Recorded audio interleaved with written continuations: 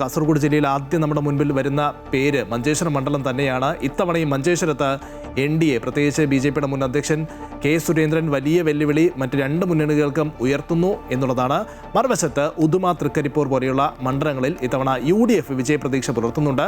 വർഷങ്ങൾക്ക് ശേഷം രണ്ട് മണ്ഡലങ്ങളിലും തങ്ങൾക്ക് വിജയിക്കാൻ കഴിയും എന്നുള്ള സൂചനയാണ് UDF നേതാക്കൾ പങ്കുവയ്ക്കുന്നത്. പക്ഷേ CPM അതോടൊപ്പം തന്നെ NDA നേതൃത്വമൊക്കെ ഈ വിലയിരുത്തലുകളെ തള്ളിക്കളയുന്നുമുണ്ട്. വിവരങ്ങളുമായി അനൂപ് നീലേശ്വരം കാസർഗോഡ് നിന്നും ചേരുന്നുണ്ട്. Anoop, good morning. ഈ കാസർഗോഡിനെ സംബന്ധിച്ചിടത്തോളം മഞ്ചേശ്വരം തന്നെയാണ് ആദ്യം നമ്മുടെ മുൻപിൽ വരുന്ന ഒരു മണ്ഡലം. ഇത്തവണയും അക്കാര്യത്തിൽ വേറെ മാറ്റമൊന്നും ഉണ്ടാകില്ല. K. സുരേന്ദ്രൻ ഒരു കടുത്ത പോരാട്ടം അവിടെ നടത്തുന്നുണ്ട്. മറുവശത്ത് തൃക്കരിപ്പൂർ പോലെയുള്ള മണ്ഡലം, പ്രത്യേകിച്ച് സന്ദീപ് വാര്യർ BJP നിന്നും കോൺഗ്രസിലേക്ക് വന്നതിന് ശേഷം അദ്ദേഹം സ്ഥാനാർത്ഥിയാകുന്ന മണ്ഡലമാണ് തൃക്കരിപ്പൂർ. ഉദുമ LDF വലിയ വിജയ പ്രതീക്ഷ വെച്ച് പുലർത്തുന്ന മറ്റൊരു മണ്ഡലം. ഇവിടെയൊക്കെ തന്നെ ഒരു മാറ്റമുണ്ടാകുമെന്നാണ് നേതാക്കൾ പ്രതീക്ഷിക്കുന്നത്. എന്താണ് ഈ അവസാന മണിക്കൂറുകളിൽ നേതാക്കൾ പറയുന്നത്, അല്ലെങ്കിൽ ഈ രാഷ്ട്രീയ കേന്ദ്രങ്ങളിൽ നിന്നുള്ള പ്രതീക്ഷകൾ?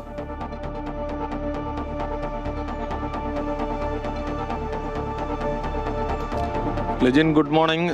ലിജിൻ സൂചിപ്പിച്ച പോലെ മാറ്റങ്ങൾ പ്രതീക്ഷിക്കുന്ന മണ്ഡലം പ്രത്യേകിച്ച് തൃക്കരിപ്പൂരും ഉദുമ നിയോജക മണ്ഡലവുമാണ്.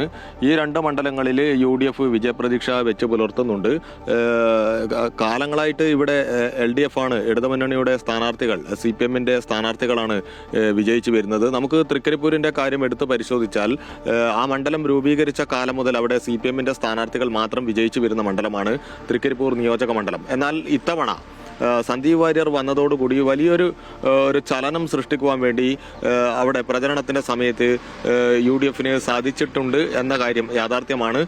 ഇതിൻ്റെയൊക്കെ അടിസ്ഥാനത്തിൽ സന്ദീപ് വാര്യരുടെ ഒരു പ്രകടനത്തിന്റെ അടിസ്ഥാനത്തിൽ അദ്ദേഹം സ്ഥാനാർത്ഥിയായി എന്നതിന്റെ അടിസ്ഥാനത്തിൽ വോട്ടുകൾ ലഭിച്ച് UDF വിജയിക്കും. ഏറ്റവും ഒടുവിലായി ഇപ്പോൾ പറയേണ്ടത് ആ മണ്ഡലത്തിൽ സാധാരണ പ്രവർത്തകർ കോൺഗ്രസിന്റെ താഴെക്കടിയിലുള്ള സംസാരം ചുരുങ്ങിയത് 3000-4000 വോട്ടുകൾക്കിടയിലെങ്കിലും സന്ദീപ് വിജയിക്കുമെന്ന ഒരു പ്രതീക്ഷയിലാണ് അവർ ഉള്ളത്.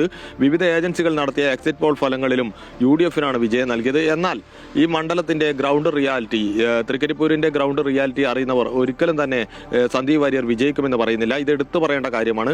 എന്തായാലും LDF സ്ഥാനാർത്ഥി CPM നേതാവ് ഡോക്ടർ VPP മുസ്തഫയ്ക്ക് വിജയം ഉറപ്പെന്ന കാര്യം അതിൽ അടിയുറച്ചു നിൽക്കുകയാണ് CPM കേന്ദ്രങ്ങൾ.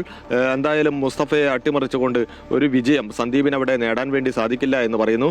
പ്രത്യേകിച്ച് മറ്റൊരു കാര്യം, സന്ദീപ് അവിടെ മത്സരിക്കുമ്പോൾ സന്ദീപിനെതിരായ ഒരു വികാരം BJPയിൽ ഉണരുകയും പ്രത്യേകിച്ച് ആ മണ്ഡലത്തിൽ 2020 സ്ഥാനാർത്ഥിയെ നിർത്തിയതിനാൽ തന്നെ ഏകദേശം 5000-ഓളം BJP വോട്ടുകൾ തങ്ങൾക്ക് ലഭിക്കുമെന്ന കണക്കുകൂട്ടലിൽ കൂടിയാണ് CPM നേതൃത്വമുള്ളത്. അത് ലഭിച്ചു എന്നൊരു വിശ്വാസം സ്ഥാനാർത്ഥിക്കും ഉണ്ട്. അതായത് പല കേന്ദ്രങ്ങളിൽ നിന്നും വിവിധ പഞ്ചായത്തുകളിൽ നിന്ന് BJPയുടെ വോട്ടുകൾ സന്ദീപിനെ തോൽപ്പിക്കുക എന്ന ഒരു ലക്ഷ്യത്തോടു കൂടി അത് CPMലേക്ക് വന്നു ചേർന്നു എന്ന ഒരു വിലയിരുത്തലും തൃക്കരിപ്പൂർ എടുത്ത് പരിശോധിക്കുമ്പോഴുണ്ട്.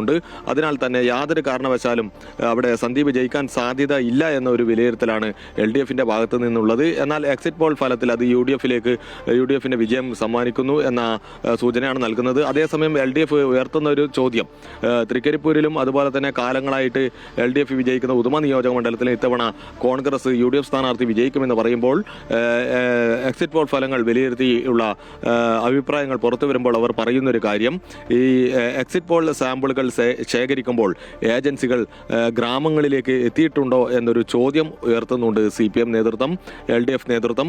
അതുപോലെ തന്നെ വലിയൊരു പ്രതീക്ഷ വെച്ച് പുലർത്തുന്ന തൃക്കരിപ്പൂർ കഴിഞ്ഞാൽ ഉദുമയാണ്. ഉദുമയിൽ K. നീലകണ്ഠൻ വിജയിക്കുമെന്നൊരു സൂചനയാണ്, UDF സ്ഥാനാർത്ഥി വിജയിക്കുമെന്ന സൂചനയാണ് എക്സിറ്റ് പോൾ ഫലങ്ങൾ നൽകിയത്.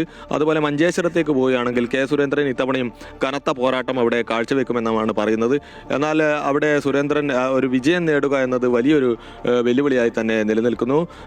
എക്സിറ്റ് പോൾ ഫലങ്ങളുടെ സൂചന പ്രകാരം അവിടെ UDF വിജയിക്കുമെന്ന കാര്യമാണ് നമുക്ക് പുറത്തു വന്നിരിക്കുന്നത്. എങ്കിലും കഴിഞ്ഞ തവണ 745 വോട്ടുകൾക്ക് മാത്രമാണ് BJP നേതാവ് K. സുരേന്ദ്രൻ അവിടെ പരാജയപ്പെട്ടത്. സുരേന്ദ്രൻ വിജയത്തിലെത്തുമെന്ന പ്രതീക്ഷ NDA ഭാഗത്ത് ഉണ്ടെങ്കിലും ഗ്രൗണ്ട് റിയാലിറ്റികൾ പറയുന്നത് UDF വലിയ രീതിയിൽ മുന്നോട്ട് പോയിട്ടുണ്ട് എന്നൊരു സൂചനയാണ് മഞ്ചേശ്വരത്തു നിന്ന് ലഭിക്കുന്നത്.